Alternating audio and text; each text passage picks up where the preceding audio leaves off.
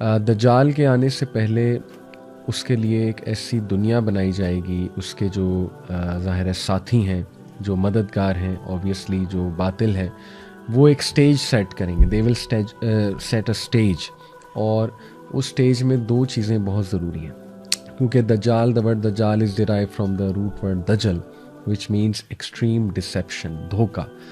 तो एक तो ऐसी दुनिया कायम होगी which is full of fakeness, fake world और फेक वैल्यूज़ लोगों की, और गॉडली वर्ल्ड ऑर्डर से निकल के लोग टोटली ऑपोजिट वर्ल्ड ऑर्डर पे आ जाएंगे, और हर चीज़ उल्टी होने लगेगी, यानी सच झूठ लगने लगेगा, झूठ सच लगने लगेगा, और एक्सट्रीम प्रोपेगेंडे का जो है वो दौर होगा, और एक्सट्रीम इल्यूजन्स का, हेलुसिनेशंस का दौर होगा। लोग बबल में रह रहे होंगे, फेक लाइव्स गुजार रहे होंगे लोग, और कम्प्लीटली आखिरत से मतलब अनकंसर्न्ड, और बस दुनिया दुनिया दुनिया, और एक्सेसिव मटीरियलिज्म, सक्सेस की डेफिनेशन चेंज हो चुकी होगी उस दौर में, और लोग जो है वो ऐसी ऐसी चीज़ें विटनेस करेंगे जो शायद उस दौर से 20-30 साल पहले नामुमकिनात में से थी, लेकिन अब वो ना सिर्फ मुमकिनात हो गई हैं बल्कि वो उस ज़माने के एथोस का हिस्सा बन जाएंगी। फॉर एग्ज़ाम्पल मैं आपको मिसाल देता हूँ कि LGBT यानी आज से 50 साल पहले किसी ने सोचा भी नहीं था कि इसको पसंद किया जाएगा, प्रमोट किया जाएगा, हलाल किया जाएगा, और इसकी रैलीज़ निकलेंगी इसकी सपोर्ट में। लेकिन देख लें आज ये सब कुछ हो रहा है, और भी बहुत कुछ हो रहा है। तो एक तो a world full of fakeness, और दूसरा a world full of deception, extreme dissipation. देखें, डिसेप्शन और लाए में फ़र्क है। झूठ पकड़ा जाता है, ठीक है, अगर कोई झूठ बोल रहा है वो पकड़ा जाएगा, लेकिन डिसेप्शन क्या है? डिसेप्शन है कि कुछ सच को मिक्स कर दिया जाए, कुछ ठीक चीज़ों को मिक्स कर दिया जाए, लेकिन ज़्यादातर बातिल हो, ज़्यादातर झूठ हो। तो दिस इज़ वेरी डेंजरस।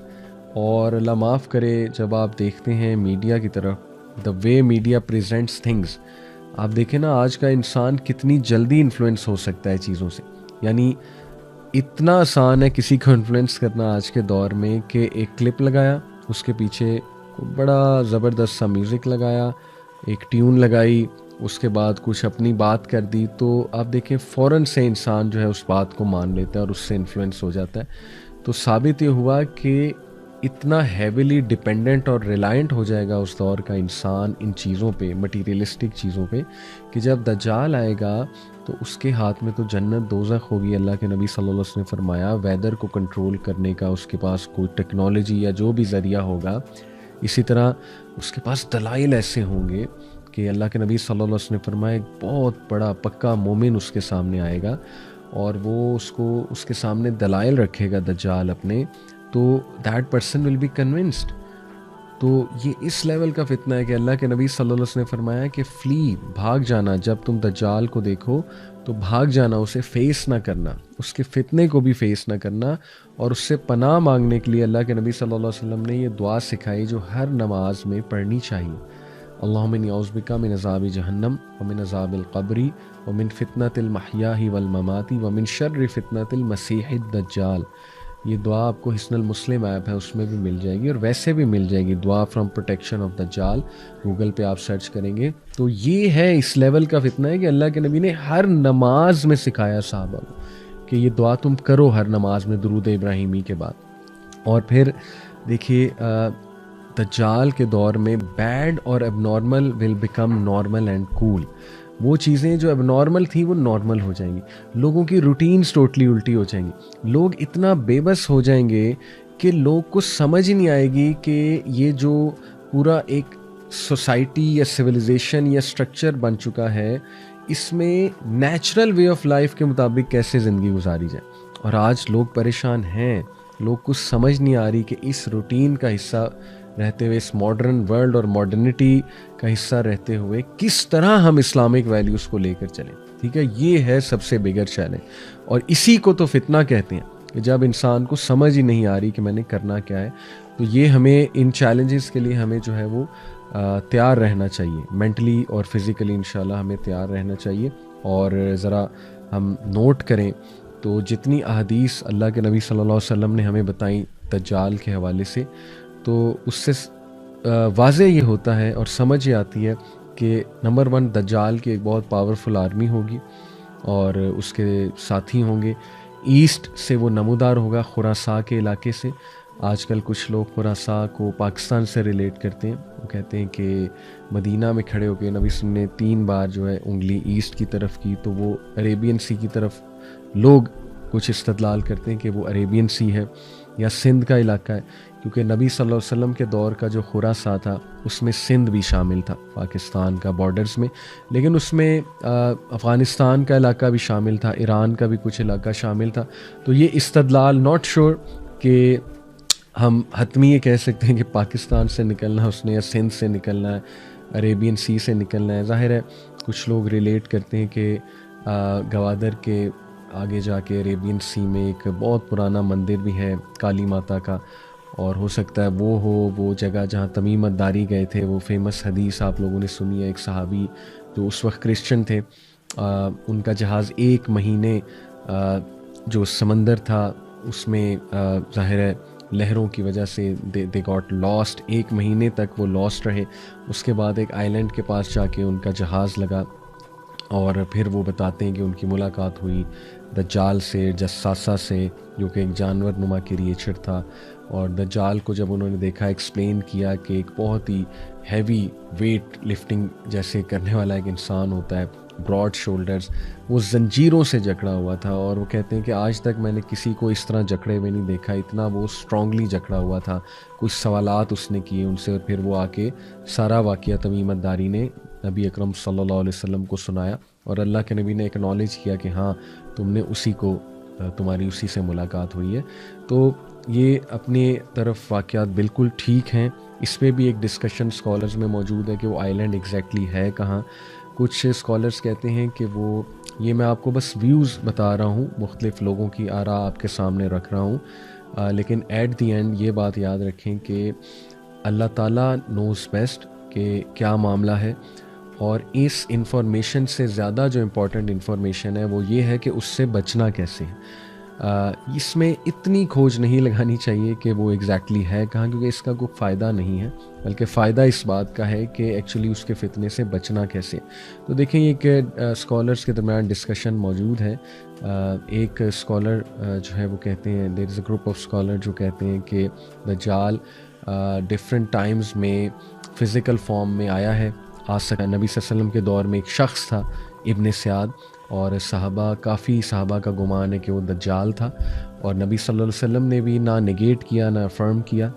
تو اس لیے وہ اسکالرس کہتے ہیں کہ ثابت یہ ہوا کہ دجال اس ٹائم پہ مے بی فزیکل فارم میں وہاں آیا ہو، اور ڈفرینٹ ایجز میں فزیکل فارم میں آتا ہو، لیکن جو باطنی طور پہ ہے وہ اس جگہ پر ہے، اور وہاں سے وہ فزیکلی ٹرانسفارم ہو سکتا ہے. واللہ عالم.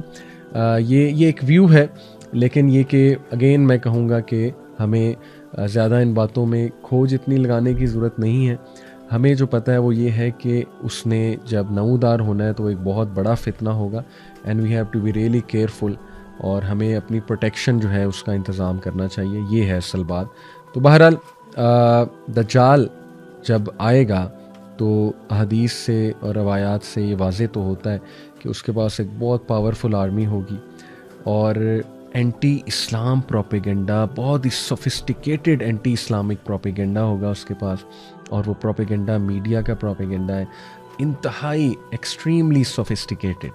تو آج کے دور میں آپ دیکھیں کہ کتنے سوفسٹیکیٹڈ سسٹم ہے، algorithms, data analysis, data usage, اس کے بعد ہیکنگ، اس کے بعد جو ہے وہ ظاہر ہے آئی ٹی کی ایک دنیا، ٹینشن انجینئرز. پھر آپ دیکھیں کہ جیسے کمپنیز جو ہیں وہ کس سوفسٹیکیٹڈ انداز میں کمپیٹ کر رہی ہیں آپس میں، اور کس طرح سے لوگ انفلوئنس بھی ہوتے ہیں ان ساری چیزوں سے. پھر اے آئی کا دور آ رہا ہے، آرٹیفیشل انٹیلیجنس، جو کہ ایک نیکسٹ لیول میں سمجھتا ہوں فتنے کا دور آنے والا ہے.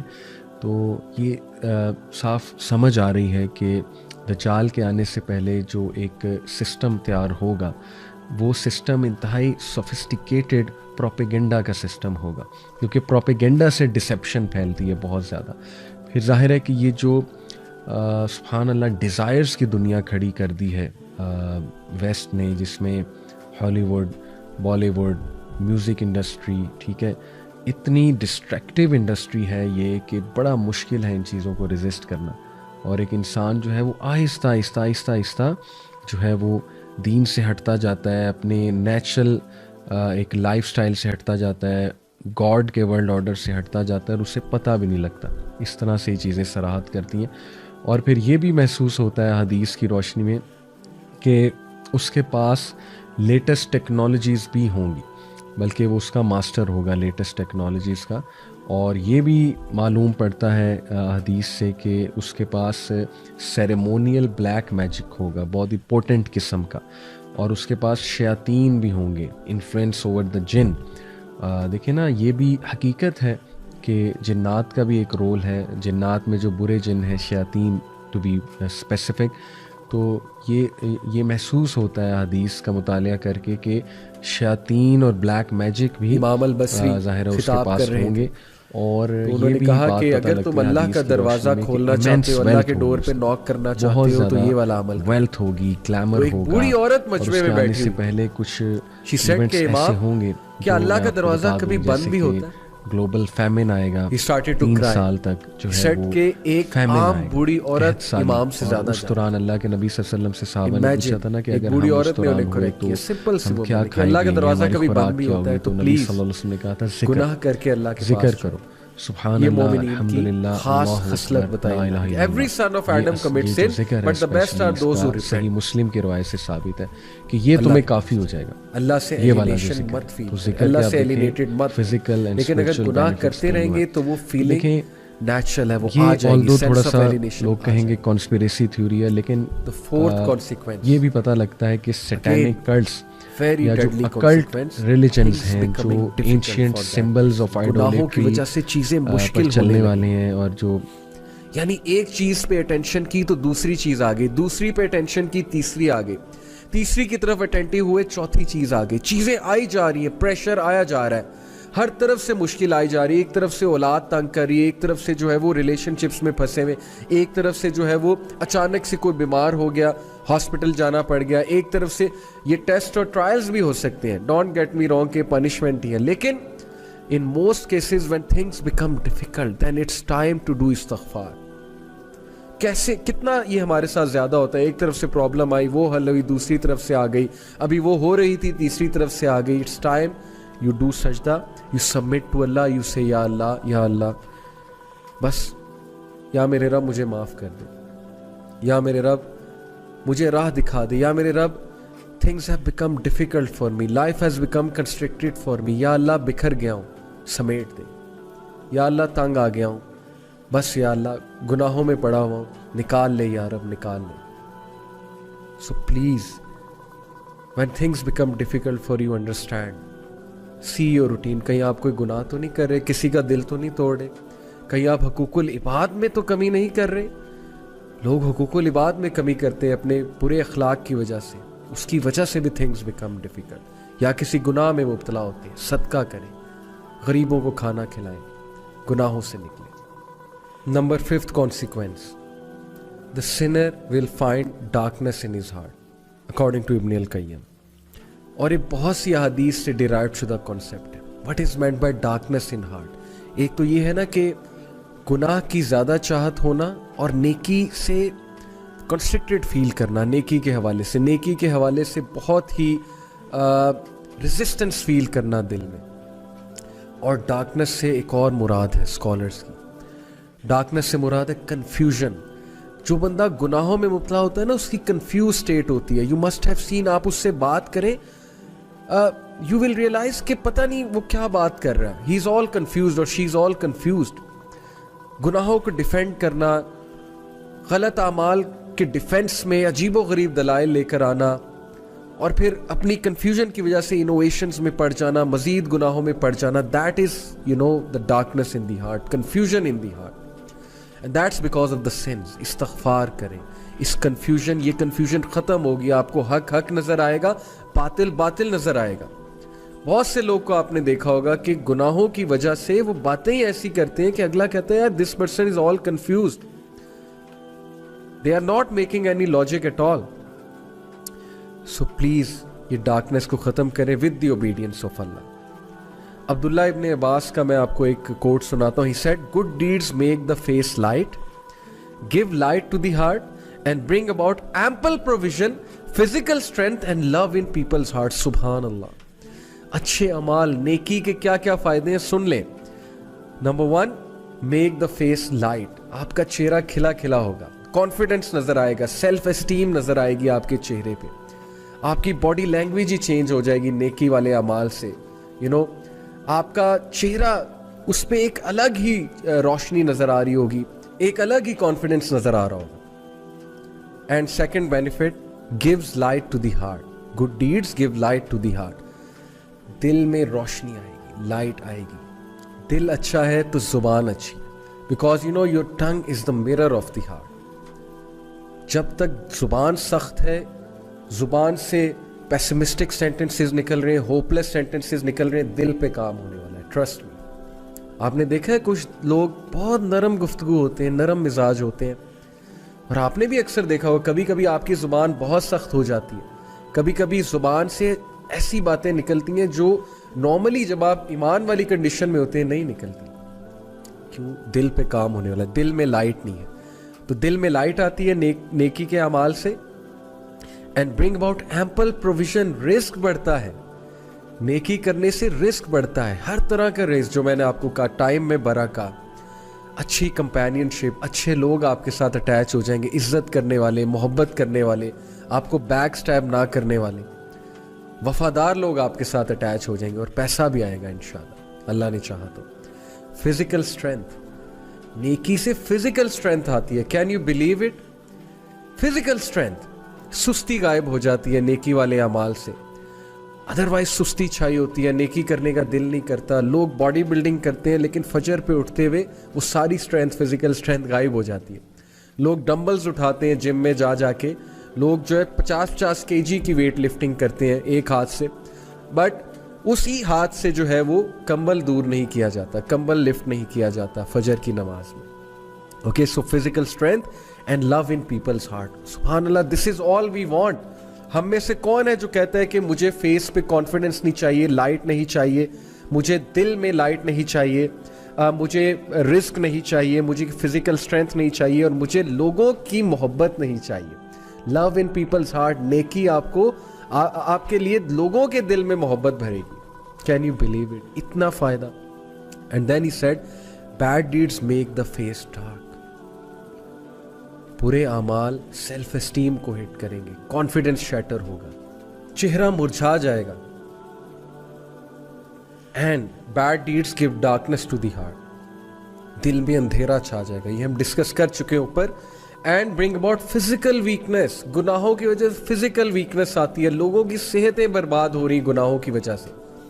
فزیکل اسٹرینتھ اور سیلف اسٹیم ہٹ ہو رہی ہے گناہوں کی وجہ سے. اس پہ کبھی آپ سوچئے گا, a lack of provision, رزق میں قلت, and hatred in people's hearts. سبحان اللہ, لوگوں کے دلوں میں نفرت بھر جاتی ہے آپ کے لیے جب آپ گناہوں میں انوالوڈ ہوتے ہیں. اللہ دور کر دیتا ہے لوگوں کو آپ سے. یہ ہے فلسفہ گناہ کا اور نیکی کا. Number 6, consequence of sin, deprivation of worship and obedience. ایک بندہ گناہ کرتا ہے اور اس کو اللہ کی عبادت سے ڈپرائیو کر دیا جاتا ہے, اور اس سے بڑی ڈیپریویشن اور کیا ہو. اسکالر کہتے ہیں کہ if sin brought no punishment other than that, it prevents a person from doing an act of worship, which is the opposite of sin, and cuts off access to other acts of worship, that would be bad enough, and that is a punishment. کبھی کبھی since کے consequence بہت ہی serious آتے ہیں نا. مثال کے طور پہ آپ کا سن ایکسپوز ہو جاتا ہے, یا خدا نخواستہ اس سن کی وجہ سے کوئی بہت بڑا حادثہ ہو جاتا ہے, فزیکل حادثہ. لیکن کبھی کبھی سن کا کانسیکوینس یہ بھی ہے کہ آپ عبادت میں ملوث تھے. مثال کے طور پہ آپ پہلے جماعت سے نماز پڑھے تھے, لیکن اب آپ جماعت سے نماز پڑھنا چھوڑ دیا آپ نے.